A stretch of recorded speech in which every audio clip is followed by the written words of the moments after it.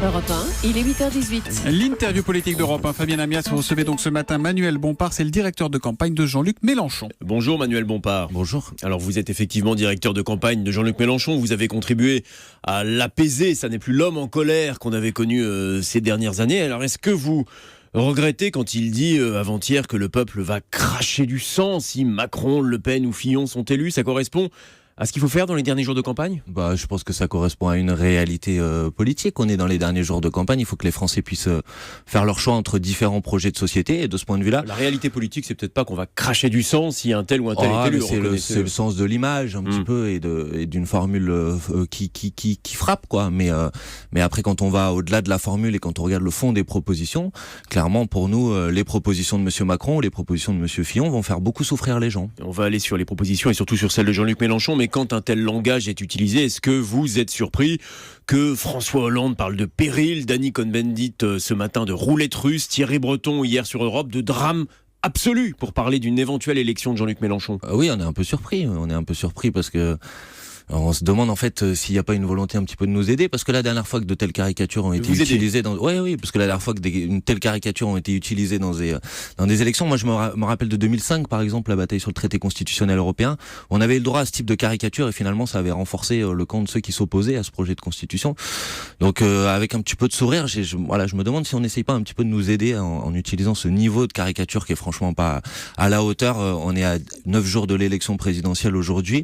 Je pense que les Français sont suffisamment intelligents pour aller au-delà de ces caricatures et vraiment se prononcer sur le fond des propositions, les projets qui sont proposés aux Français. C'est ça la démocratie. Est-ce que Benoît Hamon vous aiderait si le candidat du Parti Socialiste, qui aujourd'hui recueille, selon les intentions de vote, moitié moins que Jean-Luc Mélenchon, finalement se retirait au profit de Jean-Luc Mélenchon au second tour? Je dis ça parce que c'est l'un des porte-parole de Jean-Luc Mélenchon, Alexis Corbière, qui disait avant-hier: Benoît ne soit pas à ce stade un obstacle à la volonté populaire. Vous y croyez ça?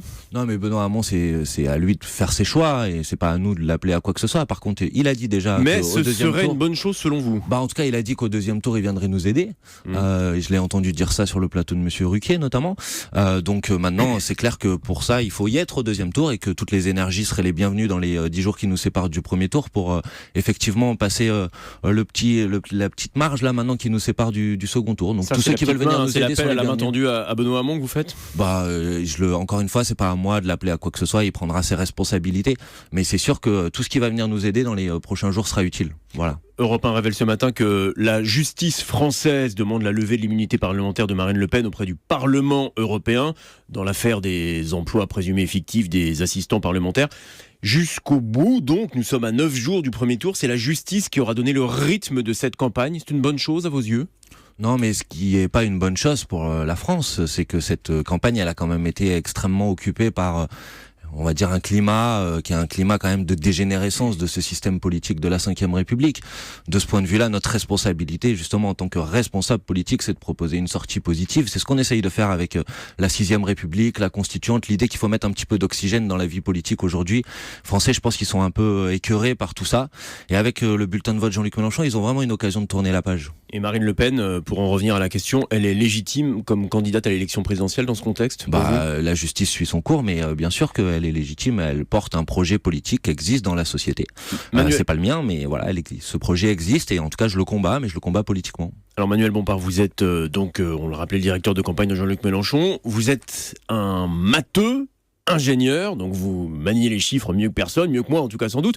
Alors quelques chiffres. Nous sommes endettés aujourd'hui à hauteur de 2 milliards 160 millions d'euros, c'est plus de 96% de notre PIB. Ça coûte 40 milliards par an de remboursement, c'est quand même plus que le budget de la défense, c'est le deuxième budget après l'éducation nationale. Et votre candidat propose un programme de 173 milliards de dépenses publiques supplémentaires, un plan d'investissement de 100 milliards. Est-ce que vous comprenez que ces chiffres semblent aujourd'hui en dehors de toute réalité économique? Non, je le comprends pas. Ce qui me paraît être en dehors de toute réalité économique, c'est la politique économique qui a été mise en place ces dernières années.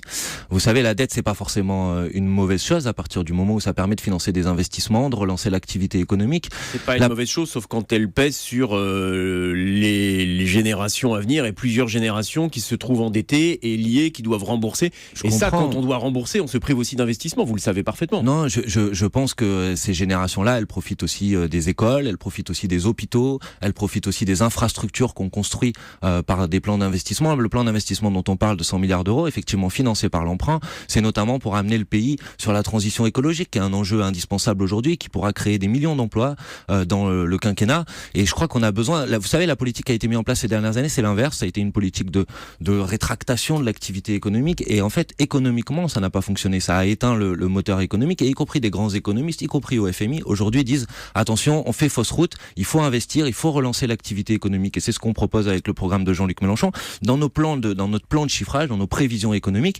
effectivement, on investit 100 milliards d'euros, donc on dégrade un petit peu, on augmente un petit peu la dette publique au début, et mais donc on à moyen le poids terme, des remboursements de la charge, et vous non, mais à savez moyen aussi, terme, la perspective d'une élection de Jean-Luc Mélenchon ferait sans doute monter les taux d'intérêt, ça ne vous surprendra pas, et donc alourdirait encore un peu plus le poids de la dette. C'est-à-dire qu'il faudrait rembourser davantage. Alors pas du tout dans les prévisions économiques que l'on fait. Parce que vous savez, on a consacré 5h30 sur une émission YouTube, j'invite tout le monde à le regarder, au chiffrage de nos propositions économiques, et on a présenté notamment une trajectoire économique qui dit qu'effectivement la dette augmenterait au début du quinquennat Jean-Luc Mélenchon, mais qu'à la fin du quinquennat on aurait réduit la dette publique par rapport à aujourd'hui, parce qu'on aurait relancé l'activité économique, parce que quand vous créez aujourd'hui 100 000 emplois dans ce pays, vous générez 2,5 milliards de cotisations sociales supplémentaires. Donc au contraire, aujourd'hui, mettre de l'argent, injecter de l'argent dans l'économie, ça permet à moyen terme de générer des nouvelles recettes publiques. Quel niveau d'endettement au terme du quinquennat de Jean-Luc Mélenchon ? Alors j'ai plus là mes chiffres je vais retrouver si vous voulez mes chiffres de prévision économique, mais on a une baisse de la dette publique d'environ 5 points à l'issue du quinquennat.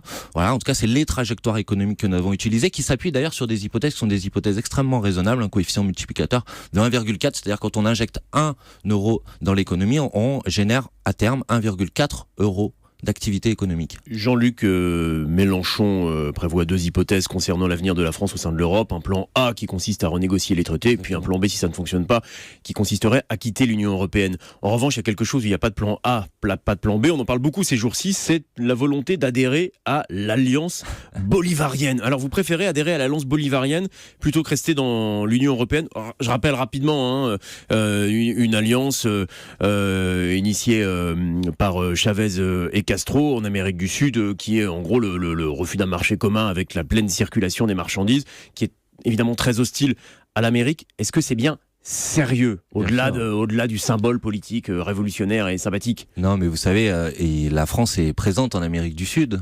La plus grande frontière terrestre de la France aujourd'hui, c'est avec le Brésil. Ouais, enfin c'est 6% de nos échanges simplement avec ces pays-là. Donc vous savez bien que c'est pas une ressource économique forte. Parce qu'on prend au sérieux la Guyane, la Martinique, la Guadeloupe, on considère qu'elles doivent être en lien et en coopération avec les pays d'Amérique du Sud. Et on nous a beaucoup caricaturé sur ce sujet. Mais vous savez, la France participe déjà d'un accord économique, qui est l'accord des États des Caraïbes, avec Cuba et le Venezuela. Donc ce qu'on vous propose ne paraît pas extraordinaire ou exceptionnel. C'est normal que les départements d'outre-mer français soient intégrés dans des accords de coopération en leur environnement local et géographique immédiat. Voilà. Donc, mais comprenez que les pays observateurs de cette alliance bolivarienne, on les cite régulièrement, la Syrie, l'Iran, peuvent interroger. Ça ne correspond pas à l'idéal démocratique qui est celui de notre bien sûr, pays. Mais vous savez, par exemple, l'Iran est aussi à l'UNESCO et je pense que personne ici propose de sortir de l'UNESCO. Vous savez, Monsieur Larcher, qui est un principal soutien de Monsieur Fillon, c'est le dernier responsable politique qui s'est rendu en Iran. Vous savez qu'on a levé les sanctions sur l'Iran sous le quinquennat de François Hollande, et Monsieur Macron était ministre. Donc je pense que si on a des choses à redire sur l'Iran, il y a un certain nombre de responsables politiques qui doivent d'abord commencer par regarder leurs propres responsabilités. Vous parlez de sanctions. Jean-Luc Mélenchon a souvent réclamé qu'on lève les sanctions qui pèsent sur la Russie, notamment suite à l'occupation de la Crimée. La Russie qui s'est encore opposée au Conseil de sécurité à l'ouverture d'une enquête après le gazage des populations la semaine dernière dans le nord-ouest syrien.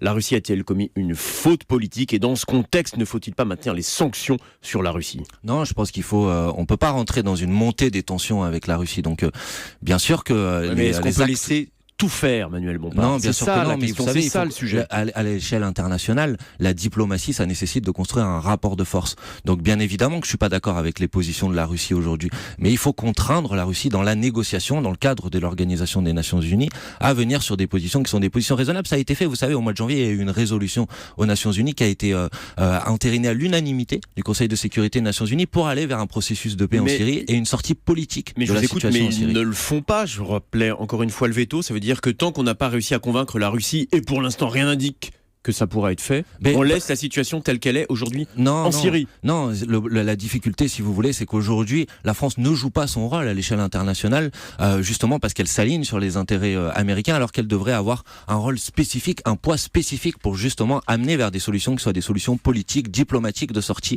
de la guerre en Syrie, notamment pour aller vers un processus politique, une transition politique. C'est la démocratie qui doit avoir le dernier mot en Syrie. Merci beaucoup Manuel Bompard, directeur de campagne de Jean-Luc Mélenchon, d'être venu ce matin en direct sur Europe 1.